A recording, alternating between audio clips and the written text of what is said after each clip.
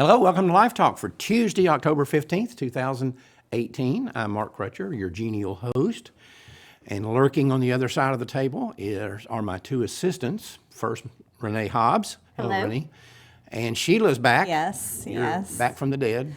I feel like it. I'm still sniffly, so if I have like snot running down my that's face great. or anything, That's very nice, Sheila. No, they had said that you weren't feeling well. You were really sick, and when you came back, oh my gosh, you were really sick. Yeah. I'm was glad you're really feeling bad. better though. Thank Yep. you. You had the weekend to recover. Welcome back, Doppy.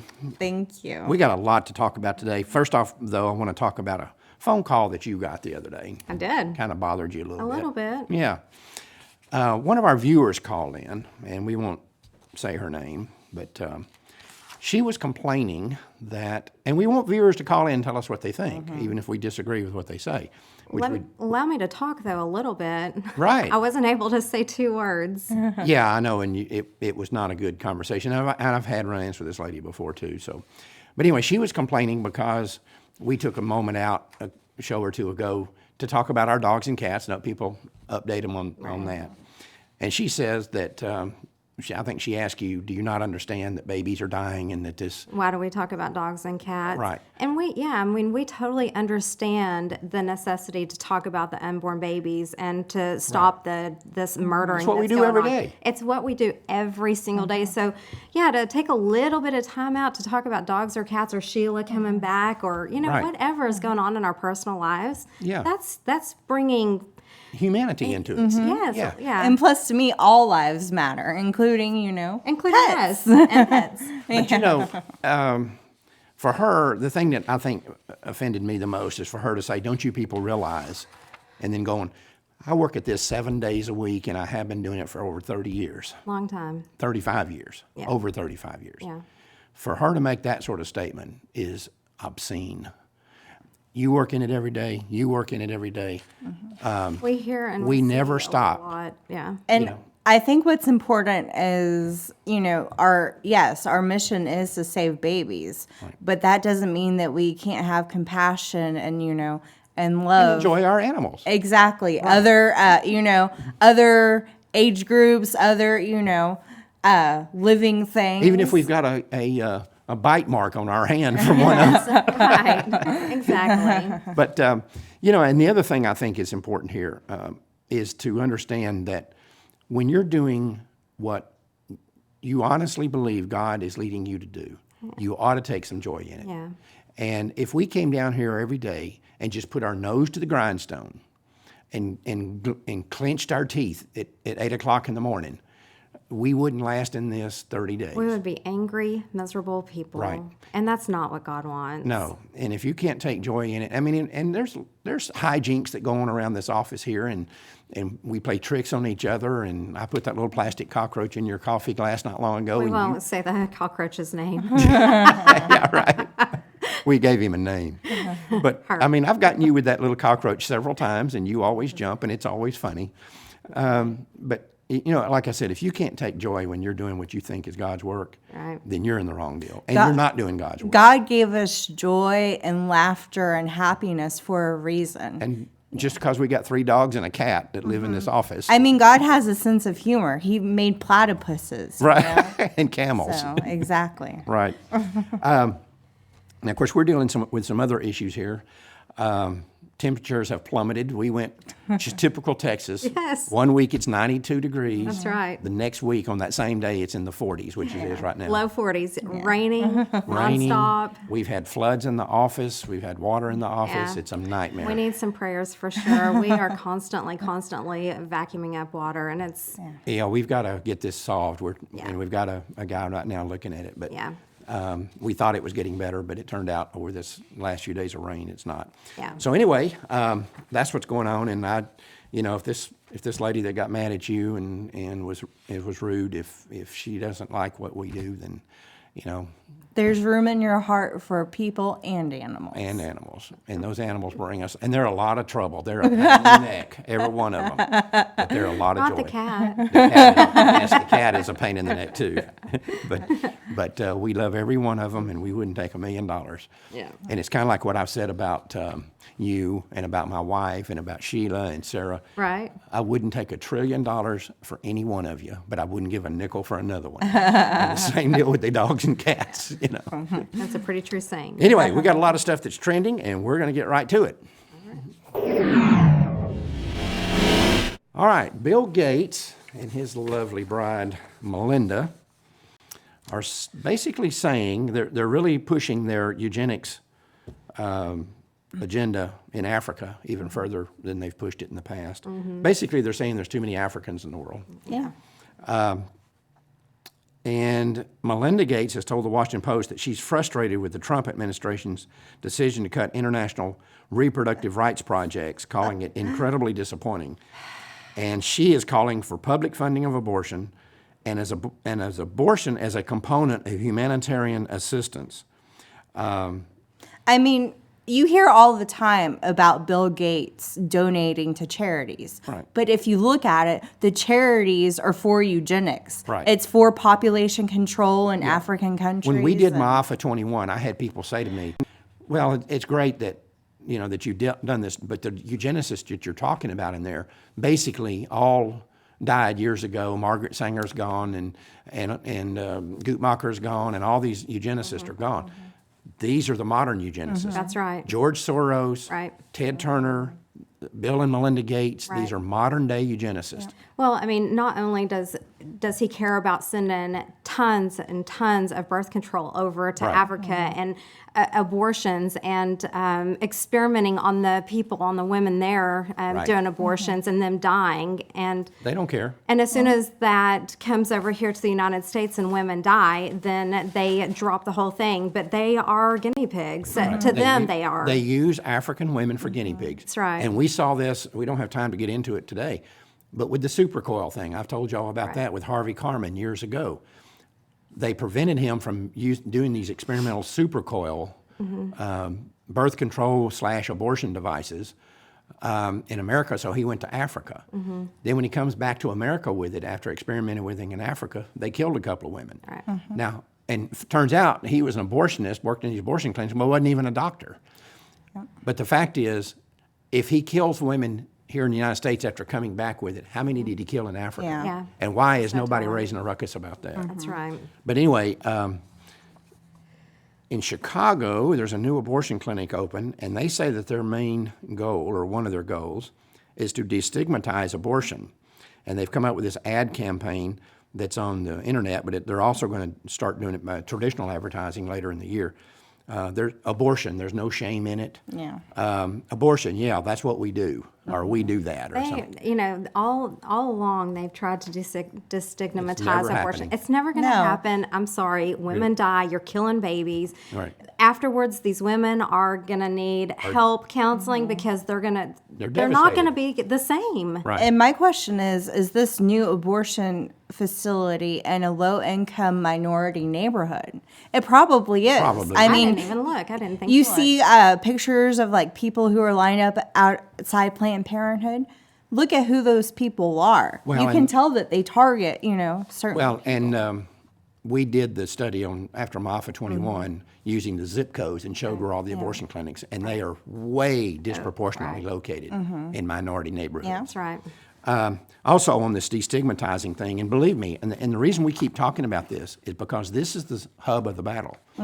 If abortion had been destigmatized like they thought it was going to be 40 years ago, this battle would have been over many Yeah. years ago. It's stigma that keeps this thing going, and it's the stigma that's been created or reinforced by the pro-life movement. So we can complain, and we do, complain occasionally about things that other pro-life groups do. But the fact is that every pro-life group in this country that fights against abortion helps to keep the stigma going. And the thing is, even people who say, oh, they're for choice, a lot of those people, if they aren't like hardcore, they still don't like talking about it. The stigma is still there even with them.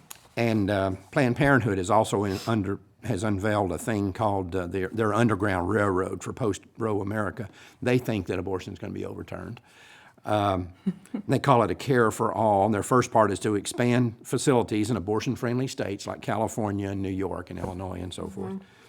And then their second part is to get legislation passed that would help defeat pro-life measures and to keep these states very pro-life, pro-abortion, and to reinforce the legality of allowing adults to take minor children across state lines for abortions and to make sure that's legal. Of course, that's a godsend for child predators. Right. And we have shown with our child predator project, Right. we have proven beyond a shadow of a doubt that the abortion industry, Planned Parenthood and the National Abortion Federation, are operating a nationwide Right. pedophile protection racket. And this is an example of it, Well, and they're doing this all on the premises that Kavanaugh is going to overturn Roe v. Wade, which we don't know. Yeah. I mean, and even if that's the case, it really doesn't matter because we need to make the baby a person. Right. Their backup plan is to basically create an underground network, you Right. know, like how it was before Roe. And they don't make any bones about the fact that if they have to, they'll break the law to keep women having abortions. Yet for the last 45 years, one of their standard arguments to us has been, "Oh, that it's legal. You gotta obey the law, and you're just trying to prevent women from having It's access safe to a legal, now. a legal procedure." I thought you had all this devotion to the law, and then all of a sudden you're saying, if Roe is overturned and abortion's made illegal, we're going to break the law. So where's that worry about the safety then? you Right. know? But here's the other thing, and you just brought up the point that simply overturning Roe won't necessarily accomplish what we want to accomplish. We have got to eventually have personhood for the unborn. And that's why it's so important.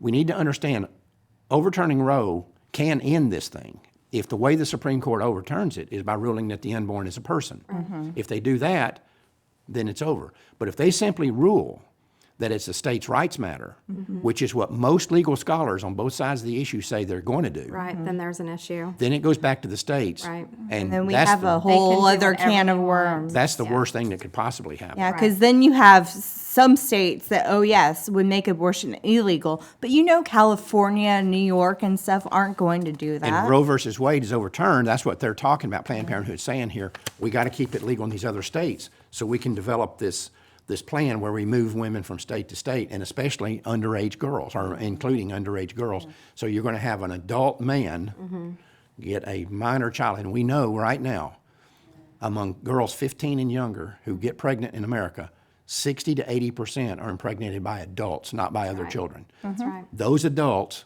will be taking these girls out of the state with the imprimatur being put on that by Planned Parenthood so that they can cover up the crime they're committing against those children. That's right. And that's what's happening. It's happening right now. Yeah, childpredators.com. Go to childpredators.com and watch what we've done in the past. We have proven that this is going on. Yeah, we were the ones that uncovered that this was happening. Yes, that's right. We went undercover and we did the sting operation. So anyway, but this is their third plan in this thing, Yeah. is to destigmatize abortion, keep these few states, if Roe's overturned and it goes back to the states, which is a horrible situation for the unborn, but if that's what happens, then every baby in America is still exposed to abortion. Because they're going to create an underground network. Basically, what they'll do is if you think about it, it's an extradition. A baby in Texas, let's say Texas bans abortion and California makes it legal, Right.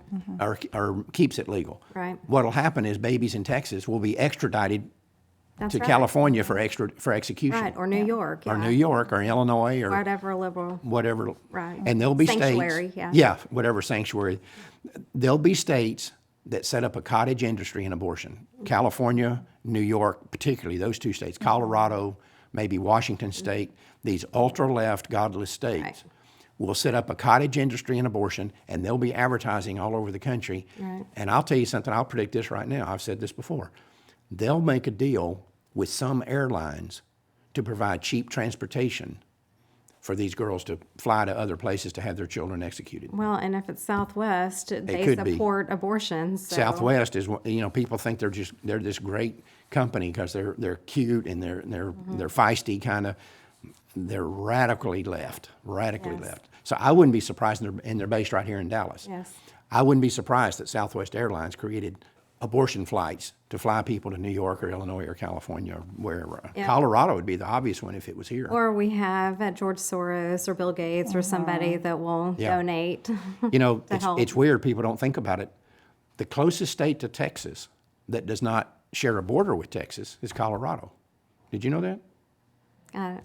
No. You didn't know that? No, I never noted. No, I never knew it until I looked at a map one day, and at the northwestern part of Texas, there's a little gap there, and right across that gap is Colorado, and Colorado's the closest state to Texas that doesn't share a border with it. Wow. So if they had absolute unrestricted abortion on demand, let me tell you what's going to happen. Somebody's going to make an abortion clinic right there on that little area, probably be out in the middle of nowhere, and get all the Texas abortions they want. That's a good trivia fact to know. Yeah. Yeah. Anyway, lots of things going on, and this battle is just keeps on growing. Nonstop, yeah. Everybody that thinks that we got a pro-life president, a pro-life Senate, a pro-life Congress, and a pro-life Supreme Court, so we can rest, dream on. right, The battle keeps going. Right. Yeah. Anyway, let's take out a moment for RoeBots, and when we come back, I think we've got a really interesting discussion to have. Let's take out a moment for RoeBots right now. In 1973, the U.S. Supreme Court legalized abortion nationwide. The decision is called Roe versus Wade, and those who defend it are known as RoeBots. This is how they think. Those of us who work in abortion clinics or work to keep abortion legal do not advocate abortion. We just think women should be allowed to make their own choices. You know, you'd have to be pretty simple-minded to think that people who rake in millions from abortion don't advocate abortion. It's like saying General Motors doesn't advocate car sales. The truth is, since day one, the abortion lobby has fought against any limits on abortion, even when the legislation in question would not deny one woman the legal right to have an abortion. They have opposed legislation to require that women be totally informed about abortion and its risk. They have fought against laws that require parents to be notified before their minor children can have abortions. They have spent millions lobbying against legislation that would make abortion clinics meet the same medical standards as legitimate health care facilities. They oppose short waiting periods that would give women a chance to be sure they're making the decision that's best for them. They even oppose legislation that would require babies to be anesthetized before they are ripped to shreds. They say this is unnecessary because unborn babies do not feel pain. But to see how truly idiotic this is, try to find a surgeon who would operate on a 20-week unborn child without anesthesia. What you'll find is that abortionists are the only people in the world who would do such a thing. The fact is, there are only two groups of people who are willing to ignore the biological realities of the unborn child. One is the people who make money killing them, and the other is those who defend those killings. These people oppose even the most insignificant and reasonable limits on abortion, not because those limits would reduce choices, but because they would lower the abortion rate. And in their world, that is an unforgivable sin. Always remember this: the fundamental operating principle of every business environment is that nobody makes a nickel until somebody sells something. That is as true about a kid's lemonade stand as it is about the world's largest corporations. In this case, it means that nobody in the abortion industry makes a nickel until somebody sells an abortion. And that is not an opinion. It is a cold, hard fact. So don't tell me that these people don't advocate abortion. Be assured, if there were not boxcars full of money to be made in killing the unborn, they would not be out here hollering about a woman's right to choose. All right, we're back. I would like to say real quick, Okay. John, he says you're telling the truth at Mark C. Marksy. Marksy. Capital Mark C. That's a good nickname for you, Marksy. Yeah, don't try it. Doppy. And do we want to go in and tell everybody how you got the name Doppy? No, I don't think they want to hear that. It's a pretty funny story. Yeah. Anyway, The Gosnell movie has just come out, and I think it's important for people to understand a couple of things about this. I don't want people going to that movie and coming away thinking that, oh, at least they got the guy that was doing it. This was an outlier, which is what the abortion lobby wants you to think. Right. There are Gosnells all over this country. All Over the place. country. Yes. And we proved it, if no other place, with an abortion clinic, American Abortion Clinic, which you can go on YouTube and watch. Yes. An interview with 3 women from an abortion clinic here in Texas. And Gosnell did not do anything worse than what they're talking about. That's right. He's basically the Texas Gosnell. Yeah. Yes. And there's more of Texas Gosnell. Oh, I mean, it's all over. This is not, Right. people are appalled about it, and they should be. But what people need to realize is this is not uncommon. This is a common practice. Right.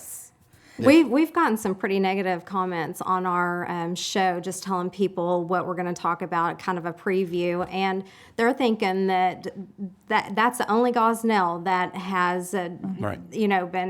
been taken to jail and is serving time. But no, No. this person has done way worse things than, well, not way worse, but just as bad as Gosnell. There's no difference. And Go ahead. And we have it on YouTube as well. It's abortion clinic employees. Go and listen to their testimony. Go hear what they have to say. It's astonishing. disturbing. Yes, it is. And I've told the story before here. When we went down there, you and I went down there and did that. You had a pretty good meltdown at the end of that interview. I bawled my eyes out. I could not believe what I was hearing these girls say without emotion. Right. There was no emotion. Almost laughing at times. About the killing that happened in that clinic. It just... One of the times there, they were talking about opening up these bags and looking at these dead babies and said, oh, man, look how big they are. Yeah. And somebody made said that Carpin, the abortionist that they worked for, Douglas Carpin, was saying, oh, yeah, if they get any bigger, they're going to be able to vote. Right. They're making jokes about how big the babies are that they're killing, Yeah. and that these babies are living in Right. and they're sticking their thumbs in the soft spot of their head to kill them, Or their thorax. or in the Yeah. thorax, and strangling them. It was. I had sat across the table from people like this before, but you had not. No, I This hadn't. was My your first first time. experience, Right. And I know you remember that when I knew what was coming, you didn't. And I told you when we were driving to Houston, I said I'm gonna drive down there with one person and I'm gonna bring a different person back. Right. And that's exactly what happened. Yeah. Because you got a view of this. It's one thing to hear about all this stuff. It's another thing to sit across the table from them. Well, in this Gosnell movie, a lot of people are talking about it. Oh, this is going to change people's minds and stuff. But the truth is, this stuff has been out there. This information about what is happening has been out there. So this shouldn't be surprising to anyone. Yeah. Yep. Because it's a daily thing that happens, and it's been proven time and time This is again. what you get when you legalize this abortion. happens. You have Yeah. to take this. Another thing that's happened, Sheila, that you wanted that you were hot on bringing up, just jump in there. Well, a group of Brooklyn witches plan a public hex Now, wait a minute. on... These are actual witches. These are not just you calling them witches. No, these are a group of actual witches plan a public hex on Brett Kavanaugh. And people are paying. Yeah, they sold out the event. They're selling tickets? Yeah, they sold $10. tickets. They sold the tickets. It's at a public place. They sold tickets for $10. Part of the proceeds, 25% of the proceeds are going to Planned Parenthood. And by the way, Planned Parenthood will take the money. Oh, yeah, of course. The organizers wrote that we will be embracing the witchcraft's true roots as the magic of the poor, the downtrodden, and disenfranchised.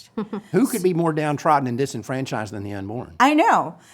This is basically And they got zero money. a man-hating, anti-life, anti-Kavanaugh hex that they're planning. And they sold out. Even people that aren't, witches are going to this event because they hate Kavanaugh so much. It's very real too. I mean, we need to pray against this and for coverage over Kavanaugh and his family. But I want Psalms 37:13 says, "But the Lord laughs at the wicked, for he knows their day is coming. So Right. That's exactly right. Well, this is the same group that did the hex of when Trump was elected, and apparently they do Didn't work very well. Yeah, they do like a weekly or monthly hex meeting against Trump, and so this is like an ongoing thing that they've been doing. Kavanaugh is just their new target. And, you know, this stuff kind of flies under the radar sometimes, but not always. But I remember when you and I were at Berkeley doing that project, and we saw that seance going on. Right there on the campus, a whole bunch of people sitting around in a circle having a seance. Creepy. It was real creepy. Yeah. But anyway, we've talked about this issue before of Satanism in the abortion industry. Yes, we have. We've had a couple of people on the show, as a matter of fact. we had 2 guests, Zachary King and Abigail Seidman. Her mother actually worked at the abortion clinic, and so she was raised, her mom would take her there when she was a little girl, and so she was raised seeing all of these cult-like satanic worships that they do. And Goddess worshiping. yeah, and same with Zachary King. He was in the occult as an adult and came out, and he said that abortion is pure cult, And we've seen that. worshiping. And they publicly they claim, oh, it's it's not about the killing of the children. It's about the choice of the women. As you know, Satanists or witches, we believe in free will and you're able to express yourself. But in reality, it's about the killing of the children. Absolutely. Exactly. And, if you read Jenny Paris's book, the Sacrament of Abortion, she says in there that they look upon the abortion, the baby, as Jesus. And the baby gets to shed their blood to make their lives better.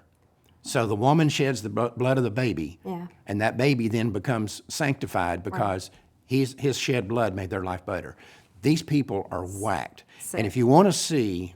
And we've had situations right here in the Dallas-Fort Worth area, and we've dealt with this for many, many years, of Satanism in the abortion industry, and it's all over the country. And we've had people, everywhere you go, if you start talking about this, people have the same experience. And a lot of abortionists are Satanists or Wiccans themselves. Right. You know. But if you want to see how truly demonic these people are, I want you to watch a little video clip here. And this is a 5-minute piece on YouTube. You can go watch the whole thing if you can stomach it. But it's a song by I don't know what you'd call them, some kind A of heavy metal. They're more than heavy metal. Yeah. It's just demonic. It's demonic, and it's the amputation of torment of amputation or some nonsense like that. Yeah. I can't remember. Sorry. Anyway, I didn't write it down on We're our doing sheet. good. Well, I don't want to remember the name of it. But anyway, let's take a moment and watch this clip, and we're just going to show a few seconds of it because it's bad.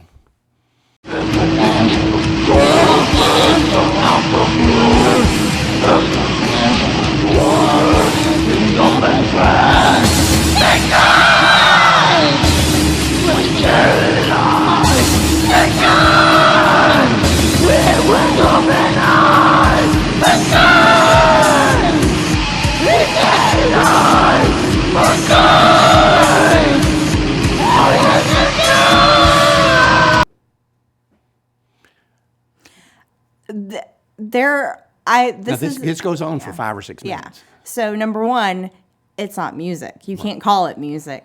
And number two, as shocking, as it might be to some people, this is not uncommon. No. Like you can Google like death metal and like some heavy metal, and there are a bunch of groups that have like aborted baby pictures. Right. They talk about abortion. So this is not an uncommon thing. Right. Yes, we know. And It's just a worship that they do. it's called about abortion, amputation of torment. What I want to know is who are these people that are listening to it? I mean, you put it on your iPhone and, you just walk down the street listening to this. Singing a little happy tune, Yeah. I mean, but you can obviously hear just the sheer evil in this thing. And the abortion industry has never come out and tried to distance themselves from any of this because they know this is a major part of what they're doing. And it goes back to Scripture. You mentioned one Scripture a moment ago, but Scripture clearly tells us what we fight against, and it's not flesh, and it's principalities and powers. And this is a good classic example of this. The people in these things that we're going up against, it's not a matter of fighting on this spectrum here, on this scale here. It's a supernatural battle. Larger. Yeah, no wonder these people, when you see them protesting, look so angry. They're listening to this stuff. I mean, right. they support the killing of children. No wonder they look angry. Yeah, You know? it's strange. But anyway, Satanism in the abortion industry is rampant. And I'll tell you something, we often make these analogies between the abortion Holocaust in America and the Nazi Holocaust in Germany. And I'm telling you, they can rail against it all they want to, but the fact they get so mad about it is proof that it's real. And I would be happily willing to sit down with somebody on this show and debate with them if they think that there's not an analogy between between abortion and the occult and Nazism. They're the same. And eugenics. I want to encourage people. We're not on the dole for Discovery Channel videos, but this is a Discovery Channel video called Nazis and the Occult Conspiracy. And VHS, I see. this is VHS, but it may be available now on DVD. When we got this, it was VHS. It's an hour-long show. Me and my little flip phone. I was about to say that. Your flip phone. Yes. I'm telling you, a phone is designed so that you can call somebody and they can call you and you can talk to them. Not Mother Planet. It's or not. whatever You're you not say. designed to connect with intergalactic travelers yes, and surf the internet and all that. It's just a phone. Right. Now I know it's more than that to you two. Yeah. I mean, you guys live with it, live with your phones. But the fact is, I saw this movie Yes. on the Discovery Channel. Then I ordered the VHS. That's all they had. Now it's probably At the available, time. but it's called Nazis: The Occult Conspiracy. And that's one of them. I like the History Channel and other channels also have programs Right. about that. And so, I mean, you can see the connection. Bruce says VHS rocks. I wouldn't say that. You can get it for 25 cents now. so. But anyway, I would encourage everybody out there to order this. And I'm sure if you go to the Discovery Channel website that it's still available, called Nazis, the Occult Conspiracy. I used to spend, back when I had a real life, before I was full-time in the pro-life movement, Nah, you have a better life. well, I got a different life. But anyway, and I had time for hobbies and stuff like that. One of them was studying World War II, and I got hundreds of books and videos and stuff that I've watched and read.